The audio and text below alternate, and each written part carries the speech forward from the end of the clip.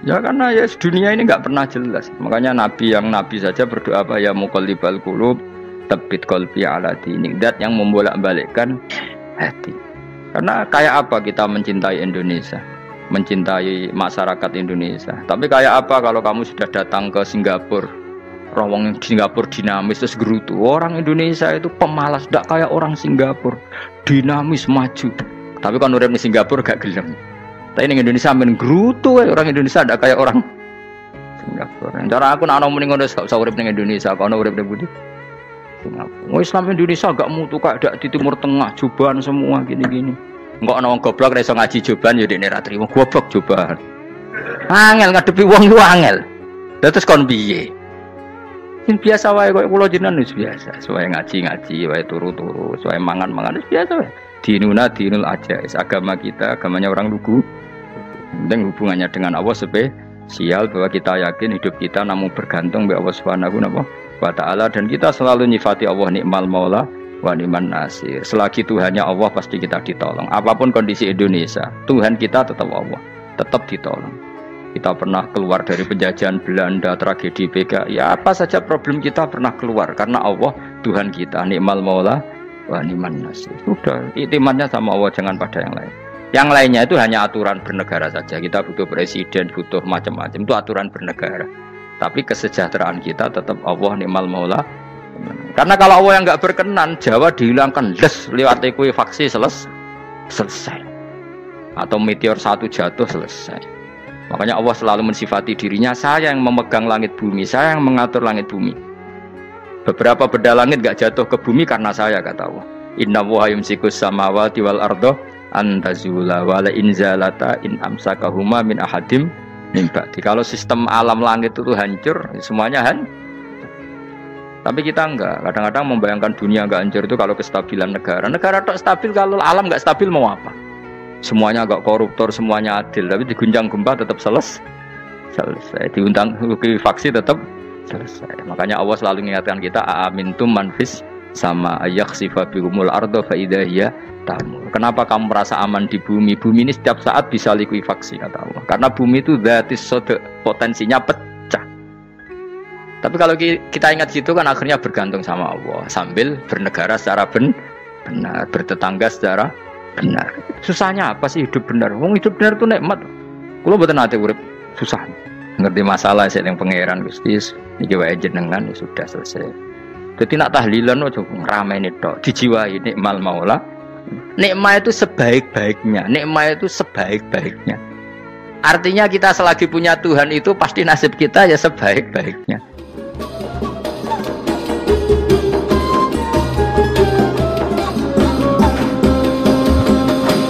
Pokoknya sing ora apal Quran lah, ibu-ibu apal.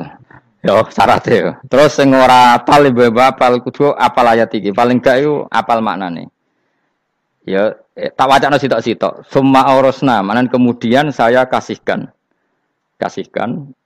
Karena anak dimaknani waris itu kan kesane sing ngekeki mati. Padahal Allah ora mungkin mati. Mulane Imam Suyuti urun atoina, manane aurasna iku atoina paring. Kok nak dimaknani waris kesane kan yang memberi mati, padahal pangeran ra bakal mati. Ono Imam Suyuti. Cara aku niku wong Isra kabeh maksudnya ora ngono. Mulane aurasna mbek dekne diganti apa? Atoina. Ya agak ulama dadi ra roh karepe. Nak kula roh karepe aurasna iku kan waris. Waris kesane kan mati. Terus dekne urun atoina. Terus Alkitab itu kitab apa saja, Injil ya kitab, ya kan Alkitab. Lah kuwatir darani Injil, dene maksud itu urun Al-Qur'an. Wis bener to iki? Paham ya? Gue tak warai dadi wong alim ya.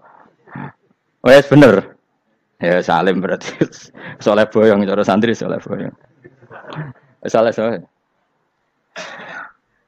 Nah, ayat ini menurut saya bukti bahwa kita pasti benar ya. Terus kita ini kelompok ahli sunnah napa? Wal jamaah itu pasti benar. Meskipun secara personal kita salah, tapi mazhab kita pasti benar. Ya apa ayat ini? Kan jelas ayatnya. Kemudian kitab ini, Al-Quran ini tak kasihkan orang-orang yang kami pilih. Orang dipilih Allah itu kan kelas super. Ya kan? Allah yang milih loh, bukan sekedar lembaga negara. Allah yang milih, itu kan berarti super.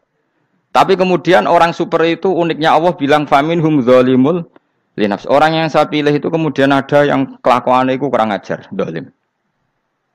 Sekarang pertanyaannya, Orang yang dolim itu bagian dari yang dipilih apa keluar dari yang dipilih? Keluar bagian apa keluar? Bagian. Makanya cara ahli sunnah, wong fasik ora keluar dari Islam. Mergo minhum rujuke je alladinas taufaina. Paham ya mulane ora usah terprovokasi wong-wong. Wong nek zina ora Islam, dosa gede ora Islam, nyekel patok kuburan ora Islam, dikeris ora Islam. Iku keliru. Wong Allah dhewe dawuh kemudian Quran ini tak kasihkan sama orang-orang yang kami pilih. Lah yang kami pilih itu ada yang berstatus dolim. Artinya yang dolim pun masih berkategori yang kami pilih. Artinya minimal tidak keluar dari nopo Islam. Itu kan normal. Misalnya saya sebagai pelatih milih 11 pemain. Ya tentu setelah di lapangan ono sing dolim kan. Mau ngamun tok. Mau kerobok tok. Tapi tetap dia pilihan kan. Tapi tentu nanti yang terbaik ya yang kerja keras, yang ngegulno. Tapi kan tetap dia sudah pemain di dalam situ. Jadi jelas ya. Makanya ya saya ulang lagi ya. Tak latihan. Misalnya ja'an nasu. Misalnya manusia itu datang. Faminhum zaidun. Waminhum amrun. Waminhum bakrun. Artinya ketika kata manusia itu pasti memasukkan zaid, amar, bakar. Orang-orang yang dipilih Allah itu ya siapa saja, yang penting kategorinya dipilih. Meskipun setelah dipilih Allah itu ada yang berstatus dolim. Nah kenapa tetap dipilih Allah? Ya karena dia punya status. Tak warai ya jadi wong alim. Anggap aja Lailatul Qadar. Ora usah darani ganjil. Sing darani ganjil ya sapa? Aneh-aneh. Lailatul Qadar ya mulai tanggal 1 Ramadan. Malah ulama sedarani mulai ruwah. Iso wis ke ruwah wingi. Oh, kalau sering tolak itu Qadar kadang mulut, kadang Dzulhijjah. Kalau kan jenisnya on time. Kayak wong melarat, dene dhuwit pedak untuk THR. Nah, wong marang pangeran ya sawal selo besar ya untuk napa? Lailatul Qadar. Mergo Lailatul Qadar iku malam diturunane Quran. Quran itu turun Ramadan tok apa tahu Sawal ya? Sawal ya tahu, Dzulhijjah tahu. Dzulhijjah tahu. Bolak-balik al-yauma akmaltu lakum turun bulan apa? Dzulhijjah. Kowe ku mari amatir, itu angel terang. Sing darane Lailatul Qadar iku malam diturunne Quran. Quran turune iku pira? Ya macam-macam, ra Ramadan nggih bolak. Balik. Lah tapi ana kelas-kelas premium, ana kelas umum, sing kelas umum wis pokoke Ramadan. Sing ganjil, ganjile dipilih salah sitok. Dadi iku pembatasan apa? Nah, Quran dhewe turun coba surat paling terkenal, ayat paling terkenal al-yauma akmaltu lakum turun tanggal pira? Tanggal 9 Arafah Dzulhijjah ne haji wada. Padahal takrif Lailatul Qadar apa unzila fihil Quran.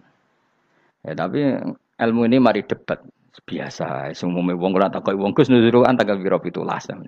Lailatul Qadar tanggal 21. Ya jare nuzulul Quran yo pas Lailatul Qadar. Wong-wong nak muni bingung nang wong. Nah aku sih ra bingung. Lho kok ora tau mikir jajal. Nuzulul Quran sing resmi ning kitab-kitab tanggal pira? 17. Lailatul Qadar tanggal. Padahal Lailatul Qadar disifati apa? Malam turune. Quran. Nek ora tau bingung ngono. Wong kadang ngirim wong goblok, wong kok ayeme ngono. Ora tau mikir. Aku gumun goblok-goblok. Dadi ana ilmu paradok barang ya tenang, ya santai. Padahal ya tak bedhek ya nuzul Quran tanggal piro sing resmi cara kitab-kitab 17 Ramadan. Lailatul Qadar sing resmi 21 nganti 29. Terus Lailatul Qadar iku wulan apa? Wulan diturunkannya Al-Qur'an. Berarti tanggal piro? Bocah dijak pinter ya kan inna anzalnahu fi lailatul qadar. Saya tak takok. Nuzul Quran tanggal piro? 17. Lailatul Qadar. Seliko. Terus Lailatul Qadar ke malam diturunkannya Al-Qur'an turun tanggal 17. Berarti Lailatul Qadar tanggal ada dik. Ora tau kalau yo gumen mek wong-wong. Ya kok penak wae.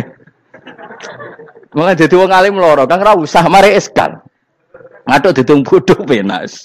Pokoke nuzul Quran tanggal piro, Kang? 17. Lailatul Qadar selikur. Lho jare Lailatul Qadar pulang tujune Quran kok beda tanggale. Kan gak tau ge mikir. Alhamdulillah. Tapi Ron, Lailatul Qadar tanggal piro? Saiki pinter. Tanggal piro, Bos? 17 berarti sekliwat. Jadi ilmu itu kabeh bingung no kan. Ya biasa bingung. Mulane yang bodoh barokah. Barokah. Barokah. Kula cara ora dipilih pangeran nggih milih dadi wong bodoh, tapi wong pangeran milih kula dadi wong pinter dadi tak syukuri wae. Tapi kadang kula iri, wong bodoh iku iri. Modele penak urip ngono. Santai. Ya saiki ya Lailatul Qadar iku sifate apa? Inna anzalnahu fi lail. Normale kan ainu nuzulil Quran yo ainu Lailatul Qadar. Berarti tanggal piro? Dorawade lagi. Innalillahi wa inna ilaihi raji'un. Kita warai ilmu cara wong alim. Meskipun sampean boleh bantah siji yo kadang keterbatasan ilmu. Nomor loro hasud, bantah kan sebabnya macam-macam. Hasud, nomor telu bantah gue kegiatan. Kayak wong kuliah nak gak kritis kan darani ra pinter. Jadi cocoklah ya kudu bantah. Engko khas-khasan cerdas apa? Nomor 4 bantahan itu sifatnya wong wedok. Menang kalah protes. Berarti kowe ora lanang berarti wedok, tukang protes wedok. Nomor 5 bantah itu berarti dia punya keiskalan tapi enggak bisa keluar dari keiskalan itu. Jadi problem Anda ditimbangkan ke saya, itu ya ora sopan. Problem-problemnya dhewe kok ditimbangkan ke saya. Begini terangno. Hukumnya Allah Ta'ala itu ada yang berstatus itu lugu. Lugu itu ya lugu ummi. Karena agama ini memang ummi. Ummi itu lugu. Sehingga agama ini tidak perlu diterangkan. Ngendikane Abu Hanifah, agama ini ketika datang, itu orang lugu. Lugu itu murni. Murni itu proporsional. Sehingga sifat ummi itu baik. Misalnya saya bilang gini, rungono awas kena keliru. Kalau kamu sholat itu batal kalau makan. Itu ukurannya 1 upo apa 1 piring? 1 upo kan? Itu sudah batal. Terus kalau saya bilang gini, Cong nak ono tamu gak imangan, itu sak piring tak sak upo. Ndak jawab ya. Sak piring, ora iso misal, tak keimangan go sak upo sing penting. Nah, lalu Anda ditanya gini, lalu definisi makan itu apa? Memasukkan 1 piring ke mulut apa 1 upo ke mulut? Dalam bab sholat 1 upo ke mulut itu makan. Tapi dalam bab hormat tamu itu 1 piring. Setuju ya? Tak warai pinter kayak. Ayo tak warai ya. Wes setuju ya? Wes pinter. Lo jawab wis pinter. Urung. Lailatul Qadar ya ngono. Misalnya Lailatul Qadar menjadi super karena ada sesuatu yang super turun yaitu Lailatul Quran. Jadi menjadi super karena yang turun adalah sesuatu yang super dan itu artinya tanggal. Loh, salah nih aku cek. Iku utek tanggal 21 kabeh sing ngaji ning ngene. Oh jelas inna anzalnahu fi lailatul qadar. Huruju ning ndi? Quran kan? Wa ma adraka ma lailatul qadar. Lailatul qadri khairum min alfi syahr. Makanya Lailatul Qadar itu ya bisa saja tanggal 1 kemarin sudah kelewat. Mbok entah ini jebelis baris dada. Atau mungkin Saban. Jadi perdebatan ulama tentang Lailatul Qadar. Malah ada wali yang bilang saya tiap hari mendapat Lailatul Qadar. Nah, itu malah ra kelas meneh itu malah pusing, malah napa? Pusing. Udah enggak usah mikir itu. Jadi hukumnya Allah itu ada 2. Ada hukum itu lugu dan ini bagus. Makanya saya itu kenangan saya terbaik dalam membela Allah dan Rasul. Saya ulang lagi, kenangan saya terbaik dalam membela Allah dan Rasul itu masalah faraid. Dulu mungkin banyak yang ingat lah ketika tahun berapa lupa saya. Tapi ada seorang menteri dan pakar Islam menggulirkan isu hak waris itu sama. Lelaki dan perempuan sama. Alasannya karena perempuan sekarang kerja. Jadi gara-gara kesamaan gender kemudian mereka ingin bagi waris itu apa? Sama lidzakari bisul hadil. Saya itu ditentang. Gerakan itu pernah menguat, termasuk yang bisa dengan tanda kutip bisa menghentikan gerakan itu termasuk itu saya. Yang punya pikiran gitu tak parani, tak tantang begini. Saya bilang gini, Anda ngomong ini itu karena pinter apa karena tren? Tak tanya, ya karena pinter. Saya ini kan orangnya keren, punya kepangkatan jos lah. Ya kepangkatan jos, kepangkatan dunia, mestinya cara pangeran bojos ora ya ora. Cara ukuran dunia itu jos lah. Tak tanya, saya itu Pak termasuk yang setuju gerakan kesamaan gender. Dulu kan lelaki perempuan itu beda sekali karena lelaki kerja perempuan enggak. Sekarang sama-sama kerja maka warisnya harus sama. Terus saya tanya gini, lalu penyebab warisan itu kerja apa lelaki? Dia jawab kerja. Dia nggak ngerti kalau ngadepin saya. Saya ini kan orang alim yang biasa belajar mantek. Dia ini roh nak aku ngalim. Sembrono ya jadi ini. Ketika tak tanya gini, lalu misalnya saya punya anak, yang anak saya putri itu direktur BUMN atau direktur bank atau direktur PT besar. Kemudian anak lelaki saya idiot, goblok. Warisannya dikasihkan siapa? Kalau kerja adalah alasan dapat warisan, berarti anak saya perempuan itu yang dapat warisan dong. Anak saya lelaki kan idiot, nggak kerja. Lalu warisan itu berdasar prestasi apa empati? Kalau berdasar prestasi malah Anda ini aneh. Sudah kerja direktur BUMN hanya karena dia kerja, dia dapat warisan. Karena Anda bilang asbabul irsi adalah kerja. Kalau saya bilang karena empati, saya juga gak fair.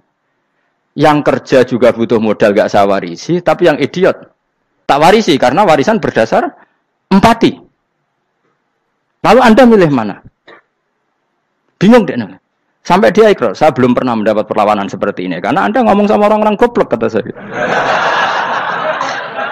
Terus saya bilang, saya ini ngaji Wahab, khatam berkali-kali. Anda mungkin baca kitab Wahab itu hanya terjemah. Maka menurut Islam, yang menjadi hak waris itu sebabnya zukurah wal unasah. Kelelakian menjadi dapat 2 bagian, keperempuanan menjadi 1 bagian. Dan itu Islam tidak mau urusan dengan prestasi maupun empati. Mujarrodul zukurah dan mujarrodul unusah. Sehingga dengan seperti ini tuh Islam nggak ribet. Coba kalau kamu pakai ilatul hukmi, pakai cara berpikir logika, malah ruwet. Karena tadi, kalau kesamaan gender itu karena perempuan kerja, lalu misalnya yang lelaki idiot misalnya atau pengangguran, warisan kamu kasihkan siapa? Kalau kerja itu menjadi alasan hukum, kamu kasihkan yang perempuan kan? Aneh nggak? Yang sudah kerja malah kamu kasih warisan, yang nganggur? Enggak. Berarti berdasar prestasi atau berdasar empati. Kalau kamu dapat warisan, idiot dulu dong.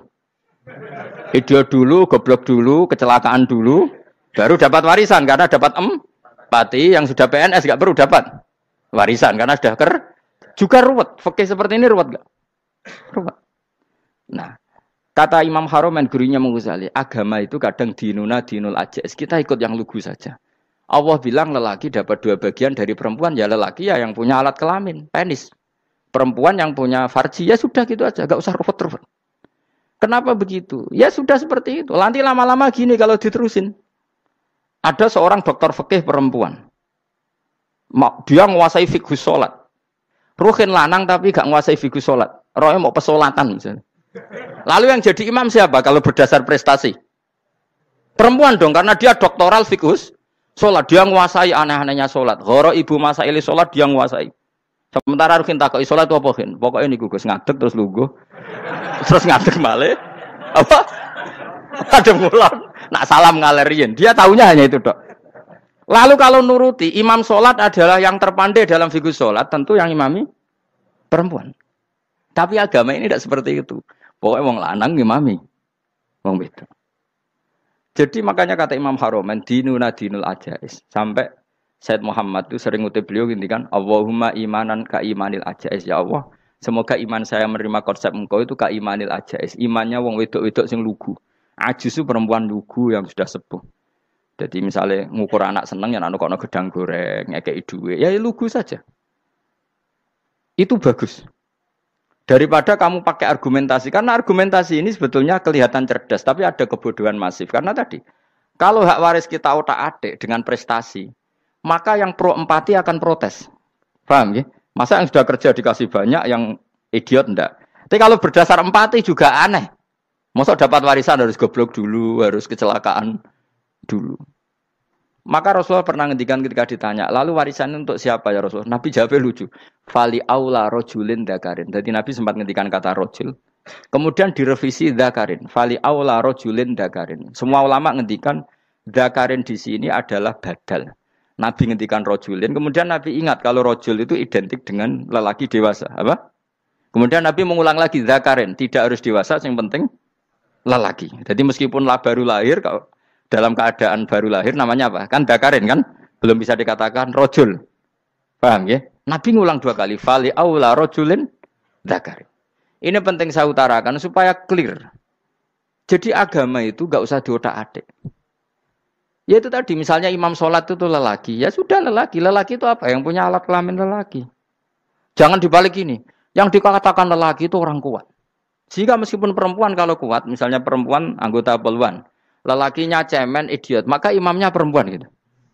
Karena makna lelaki adalah kuat. Ini keruwetan. Jadi agama itu tidak seperti itu. Nah sekarang kembali ke pilihan.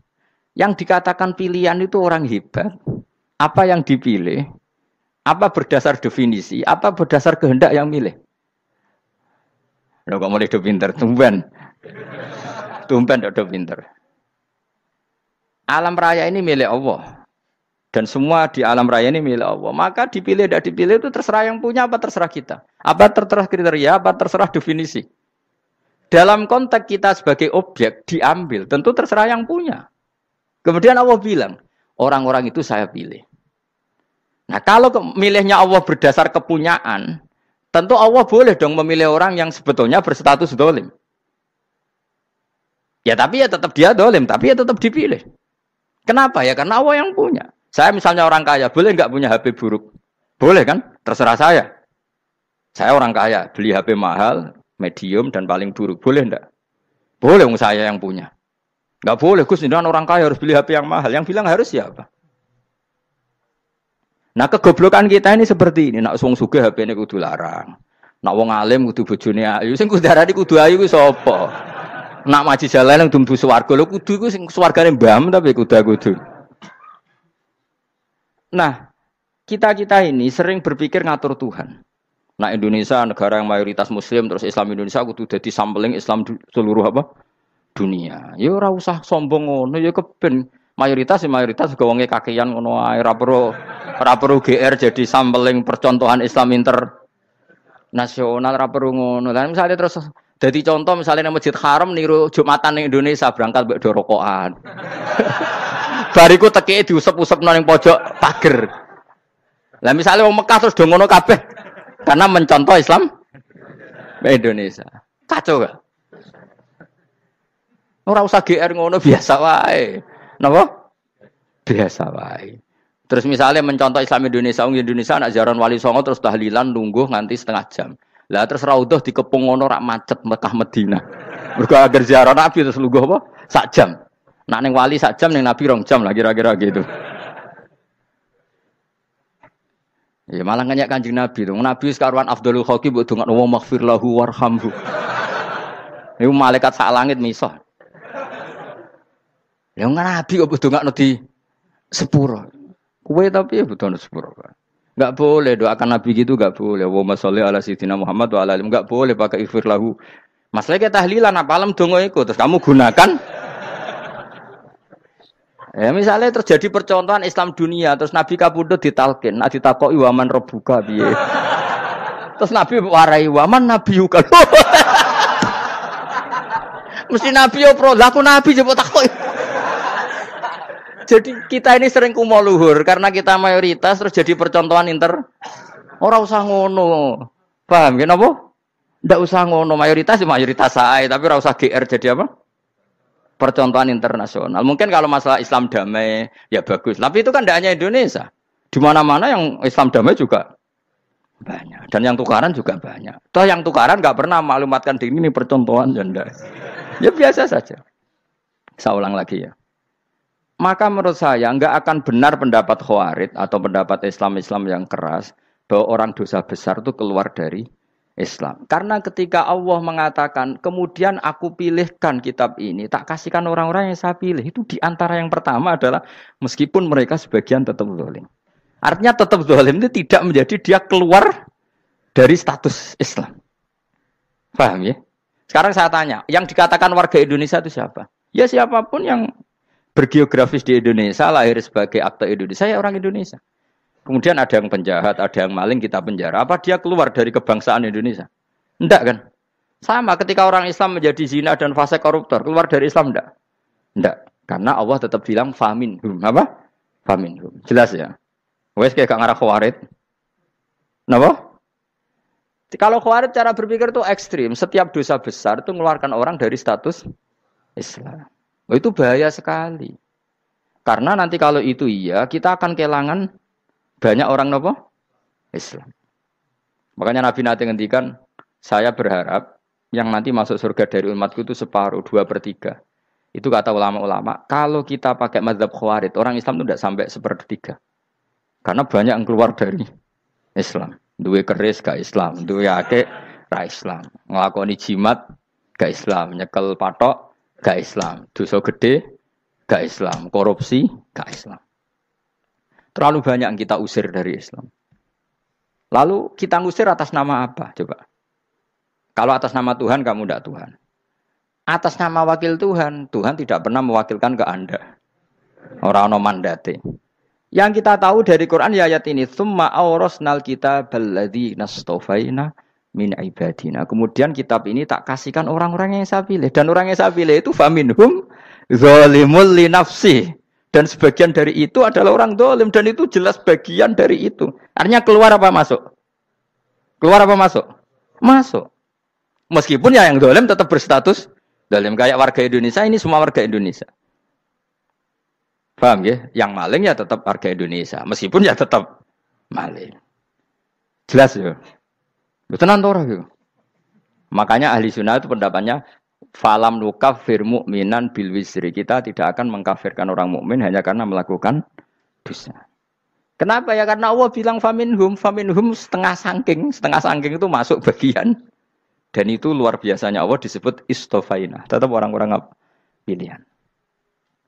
Maka ini penting saya utarakan supaya kita ini tidak sok-sokan. Terus yang zalimul li nafsi pun potensi dimaafkan sama Allah.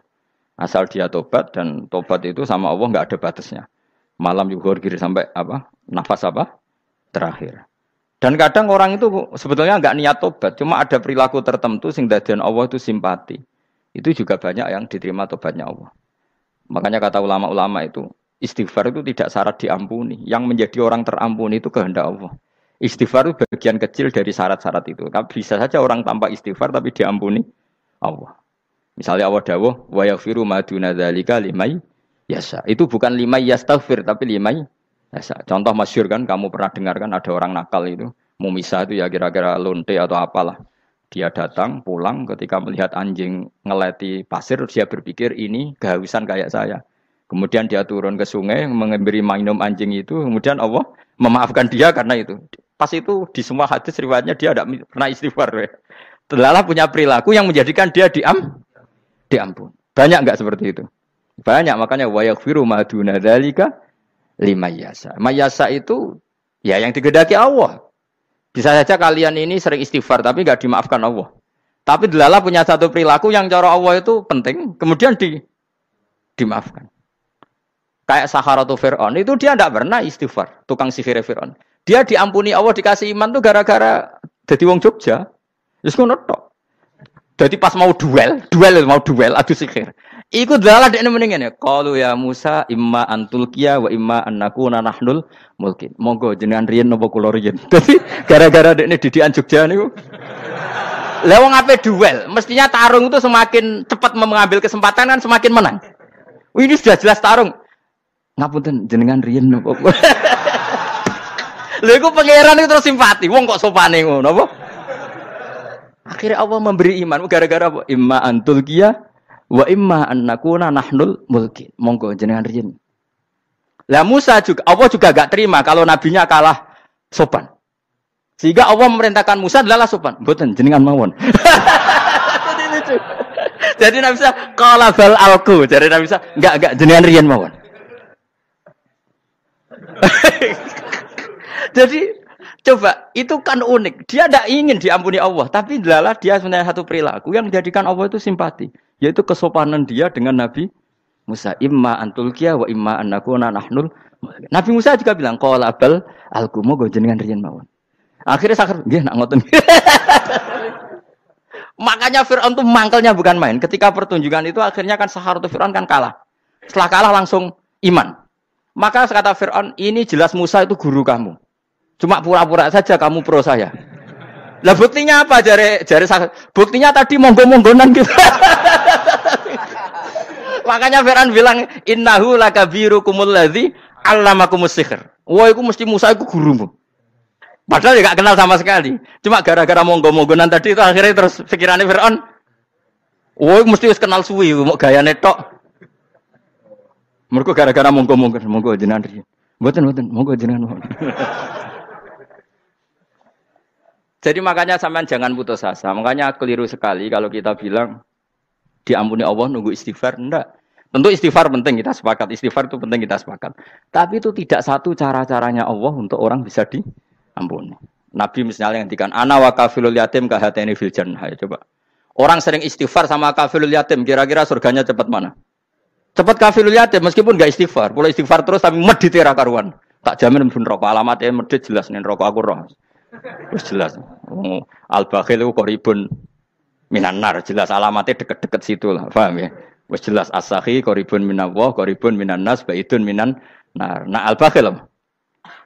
Baidun minallah, baidun minal jannah, koribun minan nar. Jadi orang medit itu ya deket-deket situ alamatnya sudah jelas deket-deket neraka. Ana wa kafilul yatim kahataini fil. Berapa?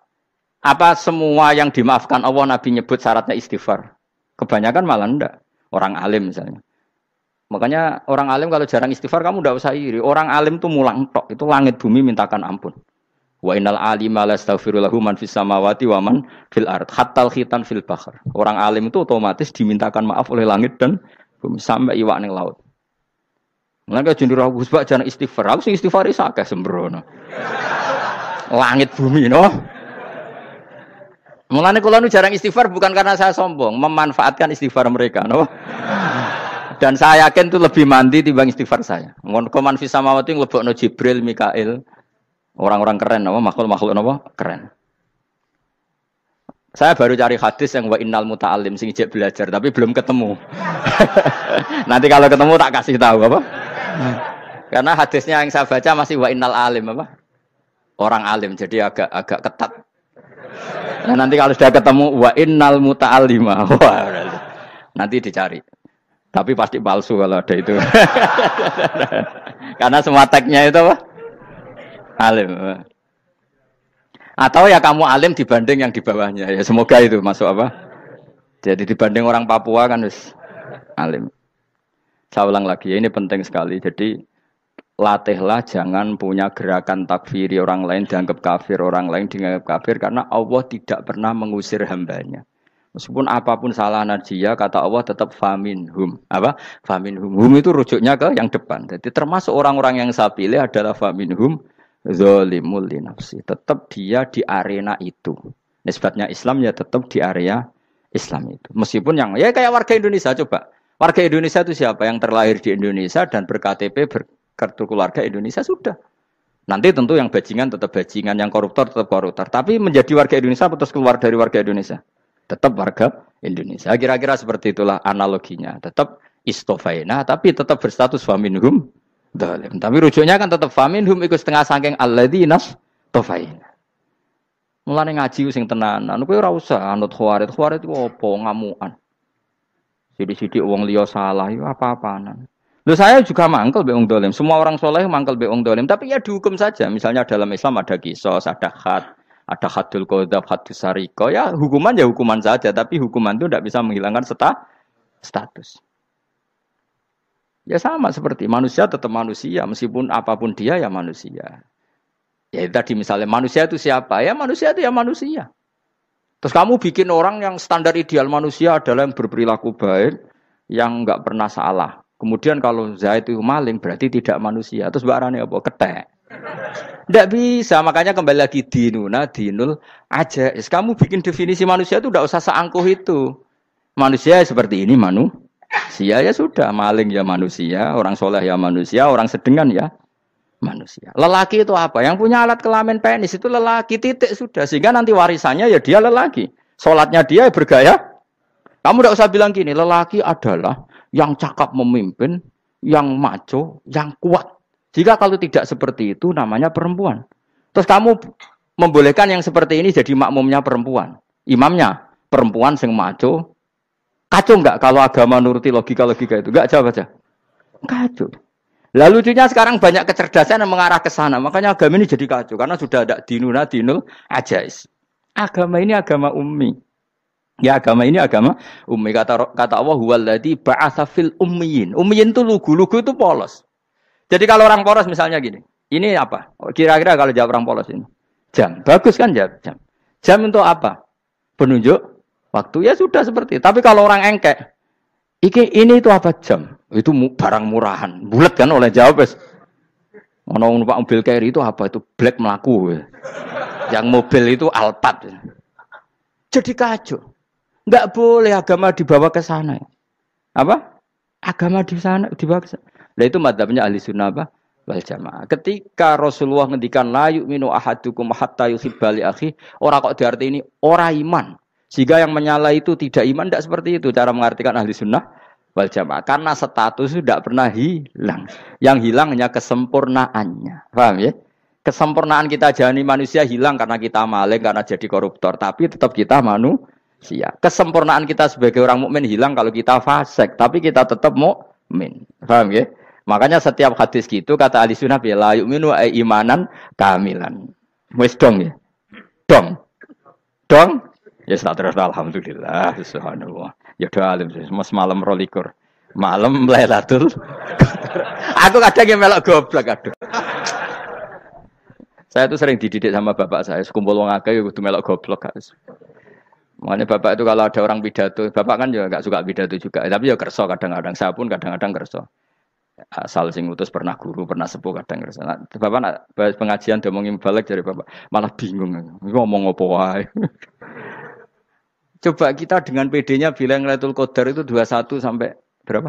29. Lailatul Qadar. Warna iki malam Lailatul Qadar. Lalu Lailatul Qadar keren tuh karena apa coba? Karena nuzulul Quran.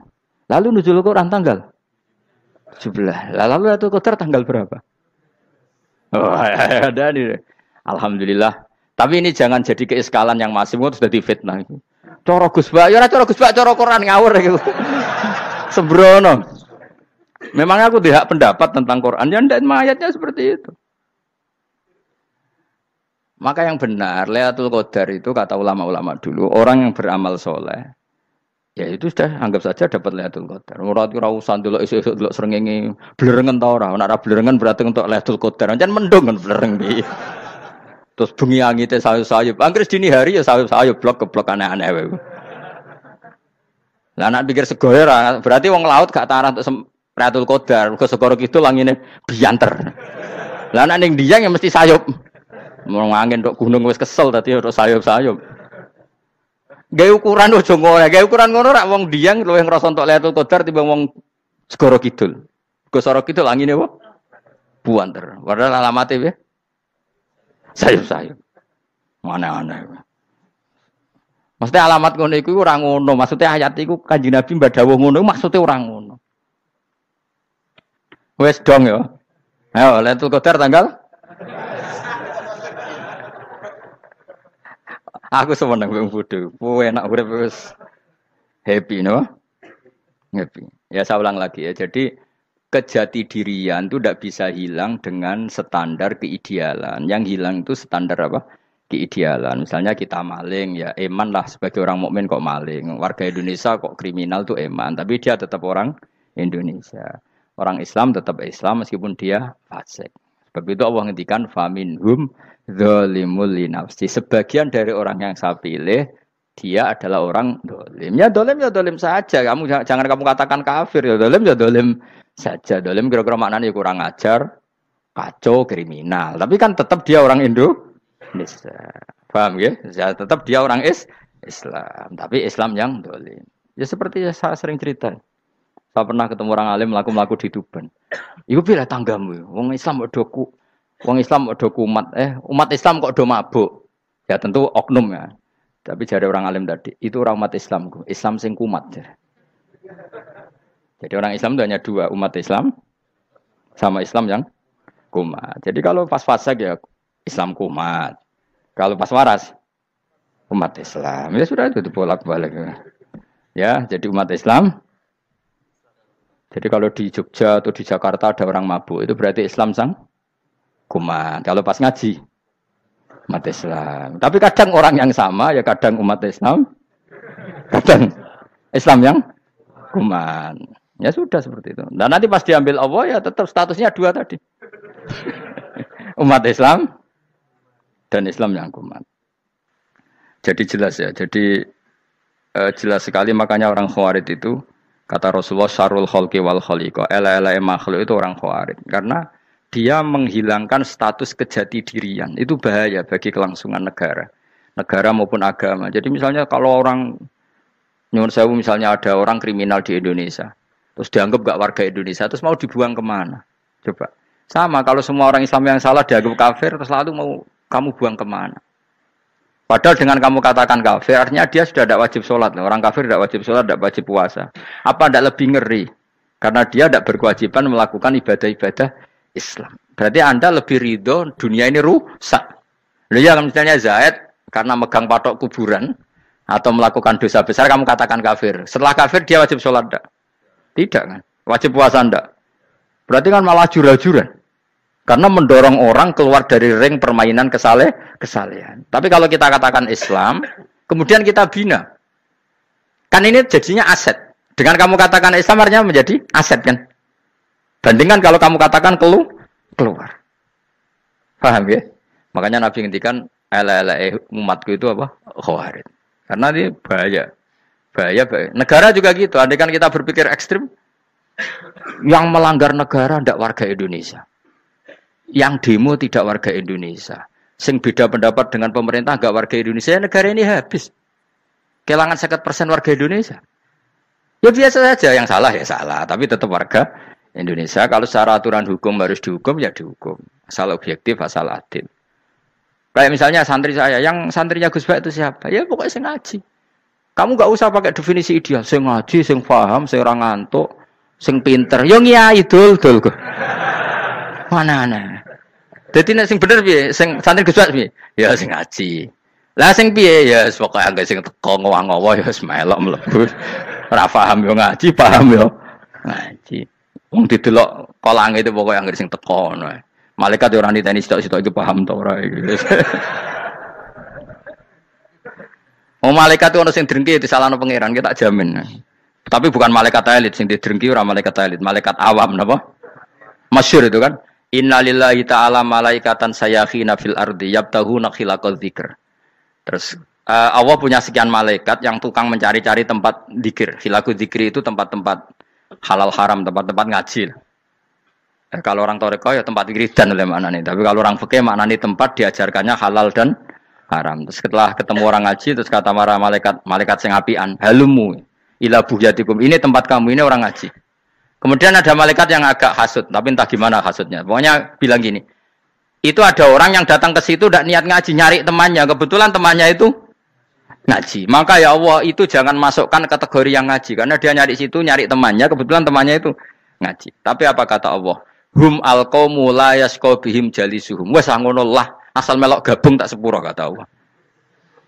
Hum alqaumu la yasqa bihim jalisuhum. Mereka adalah kaum asal ikut duduk saja, ikut nimbrung duduk saja dengan niat yang macam-macam, tetap tak ampuni kata Allah. Tidak penting kan niat ngaji ku hiburan, alternatif, dibang lengo masumpeng ngadepi bojo. Wes gak penting kabeh. Pokoke anggere melok nimbrung sah. Enak loh? Nah, ya alhamdulillah. Ya sauni-unimu. Jadi agama itu tadi, pokoknya jangan kulino merubah kestatusan. Makanya itu hebatnya ahli sunnah napa wal jamaah. Setiap ada hadis la imana liman la ahdalah. Tidak ada iman bagi orang yang enggak nepati janji. Semua ahli sunnah nafsiri gimana? Tidak ada iman sempurna, tapi dia tetap mukmin. Cuma tidak sempurna, tidak dihilangkan status mukminnya. Masa orang Indonesia kalau maling enggak orang Indonesia? Lalu kamu buat kemana dia? Ya tetap dia orang Indonesia. Meskipun tidak ideal sebagai warga Indonesia, tapi tetap orang Indonesia. Jelas ya. Tadi summa awrasnal kitabal ladzina istofaina min ibadina. Terus orang yang istofaina itu berstatus faminhum zalimul linafsi. Tapi tetap istofaina, tetap orang-orang apa? Pilihan. Karena kita alhamdulillah apapun fase kita dipilih Allah menjadi orang Islam. Alhamdulillah alladzi hadana li hadza ma kunna linahtadiya laula an hadana Allah. Dan kita alhamdulillah dengan segala kekurangan kita tetap dipilih Allah menjadi muslim. Ora terima muslim pembawa jalalain, enggak keren ta Mas. Jas napa? Jas. Muslim pecinta Lailatul Qadar. Meskipun salah tanggal. Ayo gumun wae wong. Gak tau mikir ono to kan? Iya, soalnya aku lah ya yakin itu Qadar tanggal 21. Karena suara mayoritas suara Tuhan. Kula ya melok goblok kan. Kula nek anggar malam 21 ya wiridanku tak tambah. Meskipun aku ya rada eskal tapi Gusti niku suarane tiyang kathah nggih derek mawon.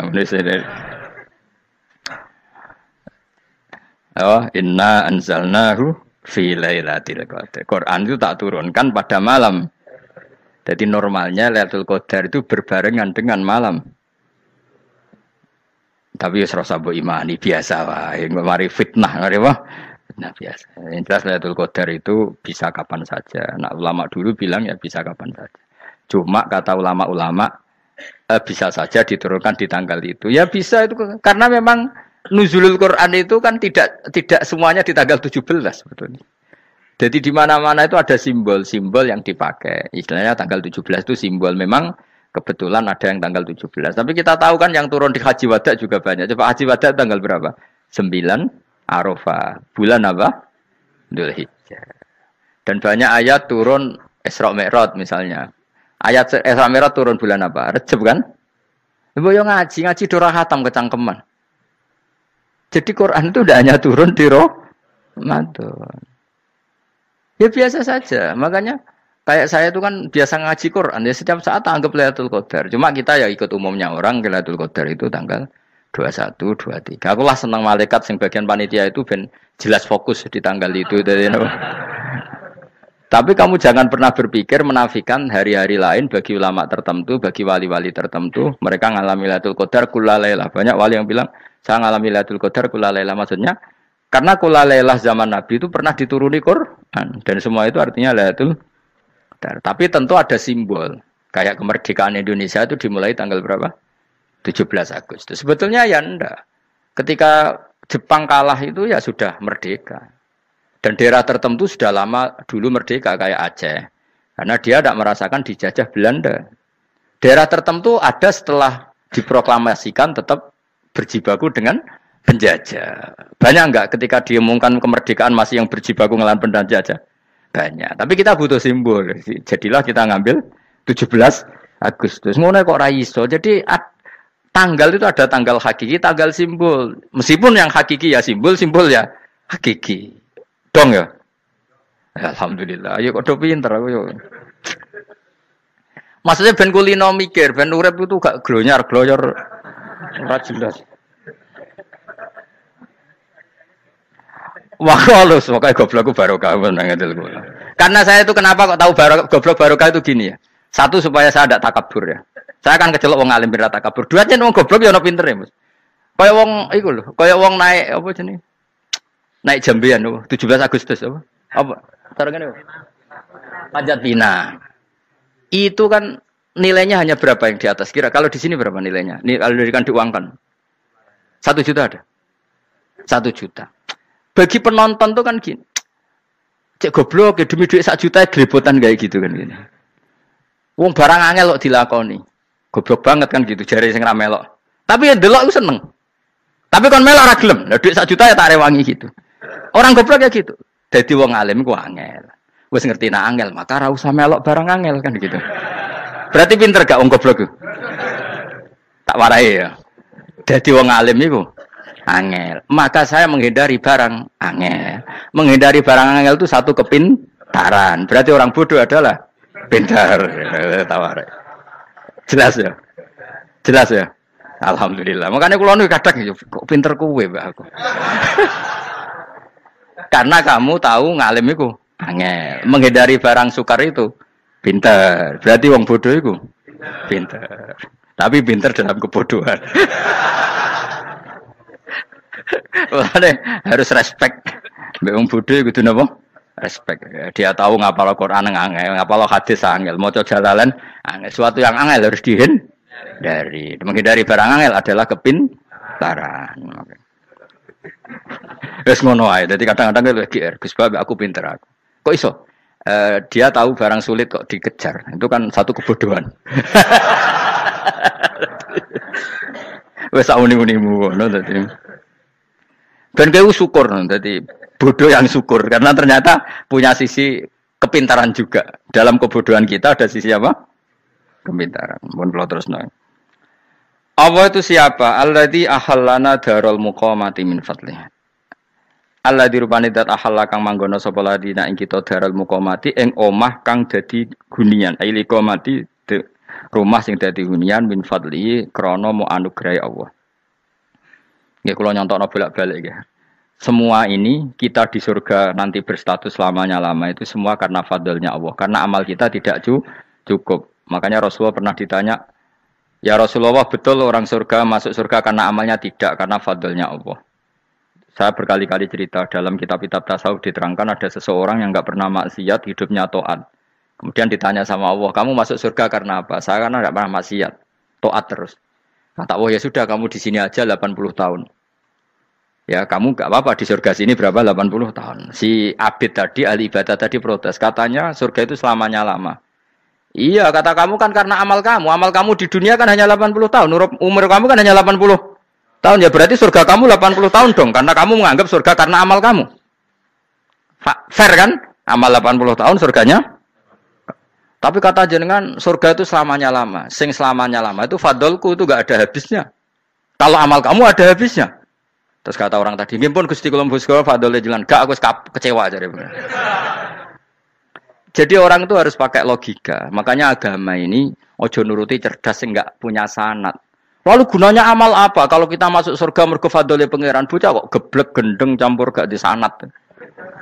Kita ini punya sanad dari guru-guru kita. Kalau semua surga Allah mensifati itu min fadli, ada unsur fadlnya Allah meskipun kita ngamal.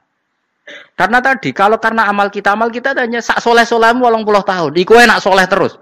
ABG puber pacaran tua dadi mubalek ya ta ora? Ayo ngaku ae. Tuane delok duang dutan gede-gede sunah Rasul. Coba kewapir suwi bareng Islam anyaran sudah dimubalek banyak. Artinya enggak 80 tahun total kita jadi orang apa? Soleh. Mustafa ditung soleh ya lagi gayane saiki khusuk. Bisa numpak trail gaul. Untung rengono Harley dhisik. Nah, kalau karena amal kita berarti kita di surga hanya 80 tahun. Terus kata Allah, tapi kata jenengan surga selamanya lama. Yang selamanya lama itu fadl saya. Anugerah saya itu tanpa batas. Makanya kita tetap yakin kita seperti ini nanti di surga kabeh fadlih Allah. Seperti nas di sini apa? Alladzi ahallana darul muqamati min fadli. Bukan karena amal tapi apa? Min fadli. Bahwa amal kita itu ikut dipertimbangkan iya, tapi ya termasuk yang dipertimbangkan, bukan segala-galanya. Yang paling menjadi abadi di surga adalah fadlih Allah, karena fadl dan rahmatnya Allah itu yang tidak terbatas. Jelas gini ayatnya apa? Alladzi ahallana darul muqamati min fadli. Laya masuna orang kepona ing kita via ing dalam jannah apa nasabun apa kangelan eta abun desi kangelan walaya masuna lan orang menyentuh na ing kita via fil jannah apa luhubun apa kerepotan. Iya untuk kesep kepayaan minata api saking repot. Li ada mitaklifi krana ora anane mukallaf via ing dalam jannah. Ning swarga supaya enak ora perlu traweh, ora perlu macam-macam. Semen kelon nabi dari sing nganggur-nganggur semen kelon. Nak sing soleh-soleh papan atas sowan pangeran wis sesuai kelas masing-masing napa? Sesuai apa? Kelas masing-masing. Nah sing kuapok melarat menawa numpak ampat ngalor gitu tuwabrakno bariku njaluk meneh tuwabrakno meneh. Saking dendame ning donya ora alpat ra iso numpak. Dadi numpak kan ya cemplono jurang wae ya. Bariku njaluk apa? Anyar meneh. Bojo ngono sing wayu buak gentine. Saking dendame di bojo elek ning donya. Serapopo gak masalah ini swarga aman apa? Wa dzikrusani uta nyebut sing kedua atabi'i kang anut lil awali maring sing awal di tasri karon nyeplosno binafsi lan nafekno lugu. Maksudnya nasab manane repot, lugu yo manane repot kok diatafno berarti bener-bener ning akhirat iku ya ora ono repot, ora ono kangelan. Waladina uta wong akeh kafaru kang kafir sapa ladina, iku lahum tetep kedhe ladina naru jahannam aten neraka jahannam. Orang-orang kafir itu pasti masuk neraka. La yuqtal. Maksudnya kafir dan dengan definisi yang mati alal kufri. Kalau masih di dunia kamu tidak bisa menvonis si A si B pasti kafir karena finalnya adalah di husnul khotimah atau suul khotimah. Maka status sekarang. Kita dikatakan mukmin ya sekarang, yang sedang kafir ya sedang kafir. Bisa saja yang sedang fasik nanti mati soleh, yang sedang soleh nanti mati fasik. Makanya kita enggak berhenti doa apa ya muqallibal qulub tsabbit qalbi ala dinik, karena kita tidak pernah tahu. Makanya status kafir ya wa matu wa hum kuffar. Sebagian ayat apa wa matu wa hum kuffar, status yang permanen adalah dalam keadaan mati, dia dalam keadaan kafir. Tapi kalau masih di dunia gini enggak jelas. Makanya saya suwun ya, kalau kita harus toleransi sebagai warga Indonesia, kalau kamu orang alim, toleransi atas nama agama, karena yang sedang kafir pun tidak jaminan selalu kafir. Jadi kita tidak perlu musuhan, karena memang semuanya tidak mesti. Ya itu kalau atas nama nopo agama. Kalau atas nama negara ya memang kita berkawan atas nama sama-sama bangsa nopo Indonesia. Kalau atas nama agama ya memang nggak mesti juga. Bisa saja mereka husnul khotimah. Kita tidak pernah tahu. Makanya Allah terbilang wa qulu linnas siapa husna, dengan siapapun yang baik. Lah soal nak diperangi kita perang ra kudu wong kafir. Lah kowe dibaca wong Islam ya males. Lah ki meneng ae disembelih. Wah. Ya soal itu kan bab sial, bab mempertahankan apa di diri. Itu udah harus dengan orang apa? Kafir. Misalnya ada penjahat mau membunuh istri kamu tentu dibolehkan Islam melawan. Paham ya? Makanya di kitab-kitab fikih diterangkan ada bab di mana harbi itu kafir yang melawan kita, itu boleh kita lawan. Tapi kata sarah-sarah itu tidak harus kafir. Dalam konteks apa? Kita mau digarong orang atau istri kamu mau diperkosa orang, ya kamu wajib melakukan perlawanan. Jadi tidak adifa anil dzali apa adifa anil nafsi. Makanya Nabi mengatakan mangkutila duna mali bahwa syahid. Jadi itu kan disiplin fikih. Makanya ngaji ya. Makanya tatu soleh juga gitu. Orang soleh yang sedang soleh nggak boleh kumuluhur, bisa saja suul khotimah. Kita punya cerita banyak. Misalnya Khalid bin Walid, Wahsy itu kayak apa Nabi bencinya sama Wahsy karena pembunuh Sayyid Hamzah. Tapi dia mati husnul khotimah. Sa'labah yang punya gelar merpatinya masjid karena selalu itikaf malah suul khotimah. Kita tidak pernah tahu. Dan tidak pernah tahu itu bagus. Karena menjadi mawas diri, menjadi tawadhu. Tawadhu itu ekspresinya macam-macam.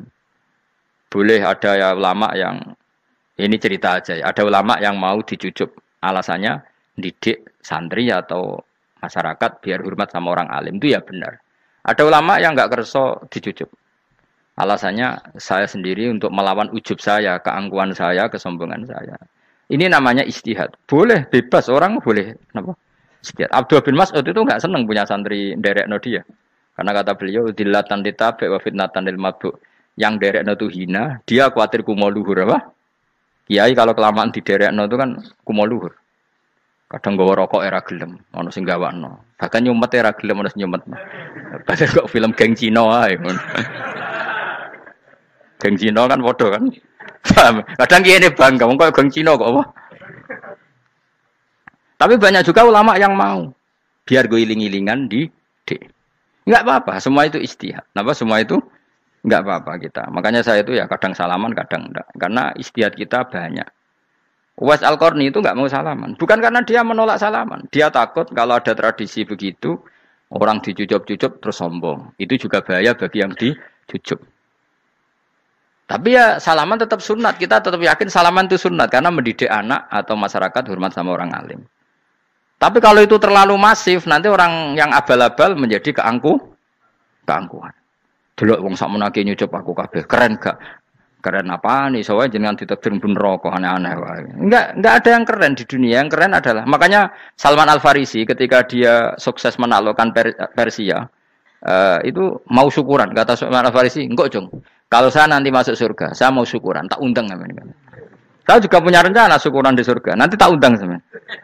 Dan enak kan enggak usah biaya undang. Pesta besar-besaran. Enak seneng dugem-dugem ini kan ora ono maksiat. Sekono gawa babonmu, widadarimu gawa. Piro kan widadari ora jare 70. Piro Mas? Ki rencana piro Mas? Piro? Rukun 70 Mas. Nanti tak undang. Saya punya rencana, pokoknya sekali masuk surga syukuran besar-besar. Kayak tak undang ra ono berarti ning neraka.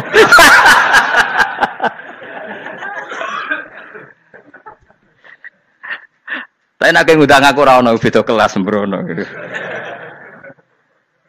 Dataku ora ono ning kelas wargamu ora ono. Kata Salman Al-Farisi gini, kamu tidak usah muji saya, kan dia dipanggil ya Karim, kamu orang terhormat. Kata Salman Al-Farisi, in dakhaltul jannah fa ana karim, wa in dakhaltun nar fa ana laim. Jadi saking sopannya ashabu Rasulillah itu ada yang dipanggil ya Karim aja tidak mau. Tunggu cung ya, panggilan itu sematkan saya nanti ketika saya masuk surga. Kalau saya masuk surga fa ana karim, saya berstatus orang mulia. Tapi nanti kalau saya masuk neraka fa ana laim, saya orang yang terhina. Jadi dulu ashabu Rasulullah seperti itu. Terus ada ulama yang melawan nafsunya macam-macam. Misalnya saya milih jarang ada sowanan, saya dapati senang banyak santri sowan. Tapi bukan karena benci enggak. Karena saya takut sebagai orang yang sangat terhormat. Saya ngaji di mana-mana suka yang enggak usah pakai kursi. Guling-gilingan kalau saya dan kamu setara. Saya sebenarnya bisa aja minta kursi tinggi koyok ketua MK. Banyak kan ngaji nih serapati ngalim dari gue kursi ning dhuwur, santri ning ngisor guayane kok wong pinter-pinter. Jebule kitabe maknanan bener konangan. Sing rasa apa wong modus. Ya tapi tidak suudzon ya, tapi ya ono tenan, paham. Tapi kalau saya cara berpikir sederhana, kita kan sama-sama umatur Rasulillah, ya sudahlah hadin sawa. Lho andai kan kamu sanggup maca kitab ya gentenan ra masalah. Kadang ge maca aku ngrungokno, kadang aku maca enggak apa-apa. Nek ana sing wani. Tapi sekali salah tak lorot. Jadi dulu sahabat itu biasa. Ada yang cara ekspresi tawaduk kayak Wais Al-Qarni enggak mau salaman karena takut dicucuk. Ada yang suka salaman karena mendidik. Banyak cara mereka melawan nafsunya sendiri apa? Melawan apa? Nafsunya. Istri saya itu dari keluarga pondok Jawa Timur. Itu dulu eskal sama saya, janggal karena anak saya kalau mau jajan tuh saya tidur pun dibangunkan. Pak bangun, saya minta uang. Itu ya sampai sekarang begitu. Istri saya itu eskal, janggal. Karena janggal kan ada Jawa Timur sopan sekali sama orang tua. Tanya saya. Karena dia keluarga orang terpelajar, tanya. Kenapa itu dibiarkan? Saya jawab saya. Ya kalau tidak minta saya, nanti minta mbak-mbak atau kangkang. Orang yang paling harus dingel-ngelo anak itu orang tuanya. Sehingga yang paling harus diganggu anaknya ya orang tuanya. Sampai sekarang anak saya berani minta mandi saya, gendong saya. Kalau orang tuanya saja gak siap dingel-ngelo, lalu apa kata dunia? Kan aneh. Nah, itu ajarannya bapak. Saya dulu bapak Sugeng itu biasa jagoan sama bapak. Ya biasa misalnya saya lupa kalau pengen mangan ya, cung tuku. Zaman itu pakai motor, pakai sepeda motor biasa sama bapak ke Pandangan. Saya sampai sekarang sama anak-anak saya akrab. Karena pikirannya orang tua saya dulu ajarannya yang paling berhak dingel-ngelo anak ya orang tua. Ini kan gak fair. Kita sebagai orang tuanya digugah gak terima, kon ngedusi gak terima, kon nyawi gak terima, orang lain disentak suruh nyawi. Dan orang lain itu pembantu hanya karena kamu gaji. Kamu gaji seberapa? Hubungan anak dengan pembantu itu kan karena uang. Kamu ingin berbasis hubungan hanya karena itu goblok sekali. Hanya istri saya nerima. Jadi ini bukan berarti saya bikin konsep begitu ya. Ini cerita saja. Banyak guru-guru kita termasuk orang tua saya kalau ngajarkan gitu. Tapi ya tentu ada orang yang ngajarkan anak oleh gugah wong tuane pas turu. Ya kalau pas turu ada alternatif ibunya enggak apa-apa. Kalau enggak ada, ibunya juga enggak ada. Terus alternatifnya orang lain kan buruk sekali. Kalau alternatifnya orang apa? Lain. Tapi orang tua kita kadang kesuwen oleh didik adab berlebihan sampai anti ilmu. Ya itu tadi didik adab tapi anti. Ojo gugah wong tuamu, wong turu kok digugah. Akhirnya Nyon Sewu minta tonggo, pernah bulik bude yang kadang Nyon Sewu mereka sendiri susah kan, enggak punya uang kan terjadi kacau. Demi adab tapi menghilangkan ilmu. Tidak boleh, nomor satu itu ilmu baru adab. Coba orang paling berat dingel-ngelo anak harusnya siapa coba? Orang tua. Jadi mestinya pas ke turu digugah ya santai wae, ini sudah tepat. Nah kecuali ngelama, artinya ngelama itu sudah jajan minta lagi lah itu kan ada ukurannya, tentu ada apa? Ukurannya. Tapi kalau fi awali marroh jajan hari pertama di hari itu memang jajan pertama kan nggak dolim. Kecuali minta yang ketiga keempat lah itu baru mungkin salah. Akhirnya istri saya nerima konsep ala saya ya sekarang ya menerima. Sampai sekarang saya biasa misalnya habis ngajar dari Sarang atau ngajar dari Kudus baru datang anak saya rewel minta jalan-jalan ya saya turutin. Karena menurut saya yang paling harus kangelan demi anak adalah orang tuanya, bukan orang lain. Padahal saya punya santri loh. Kalau mau keren-kerenan saya punya semuanya. Tapi itu kan enggak hukumnya Allah. Keren itu kan hukumnya manusia. Di santri terus kiai ini berhak ngongkon. Ini kan hukumnya manusia, hukumnya Allah ya gak ada, hukumnya Allah ya wong tua, be anak-anak be wong tua. Hukum liyane gaweane manusia, sing penting ku anfusakum wa ahlikum. Nah, ora ono santri kaum barang ora ono. Gaya-gayanane mubalek ini umat saya terus dihitungi, ku apa-apaanan. Enggak ada dalam Quran, yang ada ku anfusakum wa ahlikum nar. Jadi yang penting hubungan orang tua anak. Nah, baru orang lain itu wa ila adin akhahum huda. Ya itu yang kedua ketiga. Tapi ilmu ini sudah banyak yang hilang. Makanya banyak mubalek ngamuk anak. Bocah ra sopan. Aku nang jopo ning tinti wong wedi aku. Anakku dhewe ra sopan. Lah bapak dhewe ra sopan ya. Karena mendahulukan orang lain ngalahkan anak. Tapi ketika anak ra sopan dekne gremeng apa? Memangnya dia sopan cara hukumnya Allah dan Rasul. Ketika mendahulukan orang lain itu dalam status hukum Allah dan Rasul dia sudah tidak sopan. Ada dosen ngajar mahasiswanya dengan segala artikulasi terbaik, kemampuan bareng terangno anaknya sampai rasa-rasen. Ya gitulah baca sendiri di buku. Ya gitu. Karena di kampus dapat gaji, nampi anaknya rantuk gaji. Banyak orang mulang ngarepe wong akeh iso tenanan, mulang anaknya ra tenanan. Mergo nak mulang wong akeh diapresiasi, nak mulang anaknya kadang tinggal dolanan kadang. Itu tidak benar, tidak seperti itu Islam mengajarkan. Islam mengajarkan nomor satu ku anfusakum wa ahlikum, jaga diri kamu dan keluarga kamu. Makanya Rasulullah itu ngajari sholat Hasan Husain diajarin sendiri cucunya, diajak ke masjid diajarin. Meskipun jadi beri hak-haknya sebagai seorang anak, numpaki Nabi ya dibiarkan, tapi diajari kebaikan diajarin sendiri. Sampai Said Hasan umur 8 tahun sudah menjadi rawi hadis karena memang diajari sendiri oleh siapa Rasulullah. Kayak apa? Kalau sekarang enggak, kiai cilik anak di pasrano candalem terus enggak mau tahu. Juga sidik itu pasrano pembantu. Barang anaknya akhlaknya kayak pembantu ngamuk. Memangnya yang bikin itu siapa? Yang memulai siapa? Nah, hukum-hukum begini itu harus kita mulai tegakkan. Ya kayak dipanggil ya Karim. Kita termuliakan tuh sampai berapa? Banyak kan dulu orang mobil aja dibukakan, dia boleh kecekel KPK. Pas mulia, masya Allah, buka mobil ya tahu, ngerti-ngerti cekal kabeh. Kayak sama. Neng dunia disusul-susul sebelum rokok kan rugi, bener. Makanya saya ngikuti mazhab Salman Al Farisi. Saya sudah niat syukuran besar-besaran tak jamin, tak undang teman. Tapi daripada saman konangan nggak di situ, mendingan ndak ya. Karena kalau ada undangan nanti kelihatan siapa yang di dalam dan siapa yang di luar. Nggak usah yo, nggak usah. Nanti. Takutnya nggak ada di situ, malah mari ngenes kula. Kecuali nggak ada di situ, malaikat nggak ada Gus di kelas jenengan, tapi mungkin di bawah ada. Alhamdulillah kalau gitu mau beda napa? Kelas. Tapi nak sing sitok ning swarga sitok neraka innalillahi wa inna ilaihi raji'un. Tapi semoga malaikatnya hanya jawab gitu. Nggak ada Gus, kalau di kelas ini nggak ada. Mungkin di bawahnya ada. Tapi nanti pengurusnya nggak mau, pengurus swarga itu. Nggak bisa ini kalau beda kelas. Harus pakai visa. Karena lintas apa? Negara. Ya jelas ya. Jadi kata Salman Al Farisi gimana? Jangan panggil saya ya Karim sekarang. Kalau nanti saya masuk surga, fa'ana Karim. Wa in dakhaltun nar fa'ana Laim. Laim itu terhina. Nah kalau semua orang berpikir begitu kan semuanya tawadhu. Semuanya ada kumoluhur. Ya karena ya dunia ini enggak pernah jelas. Makanya Nabi saja berdoa apa ya muqallibal qulub tsabbit qalbi ala dinik. Dat yang membolak-balikkan hati.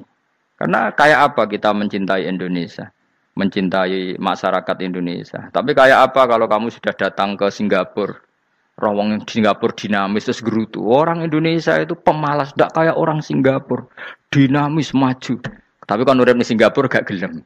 Tapi di Indonesia men gerutu, orang Indonesia tidak kayak orang Singapura. Cara aku nak ngomong ngono gak usah urip ning Indonesia, kono urip ning Budi. Singapura. Islam Indonesia gak mutu kayak dak di Timur Tengah, cobaan semua gini-gini. Enggak ana wong goblok ra iso ngaji cobaan ya dekne ra trimo. Goblok cobaan. Angel ngadepi wong ku angel. Lah terus kon piye?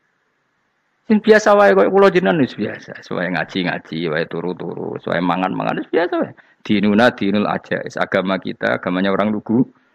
Yang penting hubungannya dengan Allah spesial bahwa kita yakin hidup kita namun bergantung kepada Allah Subhanahu wa taala dan kita selalu nyifati Allah nikmal maula wa ni'man nasir. Selagi Tuhannya Allah pasti kita ditolong. Apapun kondisi Indonesia, Tuhan kita tetap Allah, tetap ditolong. kita pernah keluar dari penjajahan Belanda, tragedi PKI, ya apa saja problem kita pernah keluar karena Allah Tuhan kita, nikmal maula wa ni'man nasir. Sudah, iktimatnya sama Allah, jangan pada yang lain. Yang lainnya itu hanya aturan bernegara saja. Kita butuh presiden, butuh macam-macam, itu aturan bernegara. Tapi kesejahteraan kita tetap Allah nikmal maula. Karena kalau Allah yang enggak berkenan, Jawa dihilangkan lewat ekuifaksi selesai. Atau meteor satu jatuh selesai. Makanya Allah selalu mensifati dirinya, saya yang memegang langit bumi, saya yang mengatur langit bumi. Beberapa benda langit enggak jatuh ke bumi karena saya, kata Allah. Inna wa yumsikus samawati wal ardo antazula wala inzalata in amsakahuma min ahadim min ba'di. Kalau sistem alam langit itu hancur, semuanya hancur. Tapi kita enggak. Kadang-kadang membayangkan dunia enggak hancur itu kalau kestabilan negara. Negara tak stabil, kalau alam enggak stabil mau apa? Semuanya enggak koruptor, semuanya adil. Tapi diguncang gempa tetap selesai. Diundang faksi tetap selesai. Makanya Allah selalu mengingatkan kita, aamintum manfis sama yakhsifa bihumul ardo fa idza hiya tamur. Kenapa kamu merasa aman di bumi? Bumi ini setiap saat bisa likuifaksi, kata Allah. Karena bumi itu dzatis sode, potensinya pecah. Tapi kalau kita ingat situ kan akhirnya bergantung sama Allah sambil bernegara secara benar, bertetangga secara benar. Susahnya apa sih hidup benar? Wong hidup benar itu nikmat. Kulo mboten nate urip susah.